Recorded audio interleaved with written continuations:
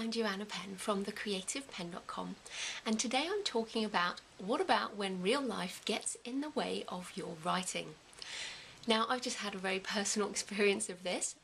Back at the end of May, I moved from Brisbane, Australia to London, England, and I'm now in London. And this isn't my house though. I'm actually in some temporary accommodation, moving into a flat next week. So basically I've spent the last probably 2 months going through the process of moving countries, which, as you can imagine, is pretty serious. There's a lot to do, getting rid of one whole life and all your stuff and everything, finding a home for my cat, which was sad, and basically moving over to England, trying to restart a life here. Now, I am English, but I actually left England 11 years ago, so I've had to restart all of that stuff you have to do in a new country, tax and banking, and I got a new job, which has been crazy busy. So my day job as an IT consultant has been keeping me very busy. So basically the last 8 weeks, probably at least 8 weeks, has been crazy, and I've literally done nothing on my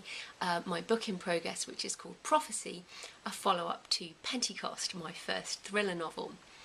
So basically I wanted to talk about, what that feels like, and I've just been feeling this sense of building frustration, kind of almost a guilt that I haven't been writing. As writers and as bloggers, we talk about writing every day and about, the commitment to writing a book, and I've just felt that my head has been full of practical things that I have to get done. And I also don't have a space. I'm not one of these people who can just write anywhere, and if I've got a whole list of to-do items that are urgent, like I said, banking and tax and job and stuff like that, it's very hard for me to sit down and be creative. So I guess I felt I had to make a space in my life for these things, and for you, whatever that may be. So say your child is sick, or you're sick, for example, or another big life change, divorce, changing your job, moving house, all of these things, real life gets in the way of our writing. That's just how it happens. Now, that's kind of on the bad side, that I haven't actually been writing, but one of the big reasons for me to move back to England was the inspiration that I get from Europe. And in my first book, Pentecost, I kind of used up a lot of my own memories and my own experiences of European countries. I wrote about Italy and Israel and some other places in America, Arizona, and I really felt the need to get back here and to top up that creative well. So excitingly, in the last 8 weeks also, I have been doing that. So we've been to a classical music concert at St Martin's in the Fields, which, if you're a fan of classical music, you will know is a great place, a great venue. Also been to see some Shakespeare. We saw David Tennant in Doctor Who. In Doctor Who. He was in Much Ado About Nothing, but he was Doctor Who, so that's quite exciting.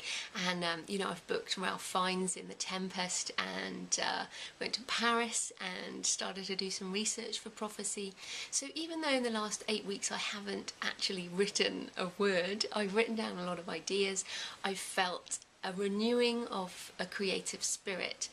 So I guess the lesson learned there is we should, even if there's a time when we can't actually write, maybe look around and see what else we can take from that period. So the sense of dislocation, of relocation, I'm going to try and put into the book as well. My heroine, Morgan Sierra, is sort of from a different country, so I've been feeling that very much over this time. Okay, so that's a bit of an update on what I've been up to, and also the feelings around what happens when real life stops us writing. So what do you do when you get into that situation? How do you use that time, and how do you get over those feelings of a guilt about not writing? Thank you. I'm Joanna Penn from thecreativepenn.com.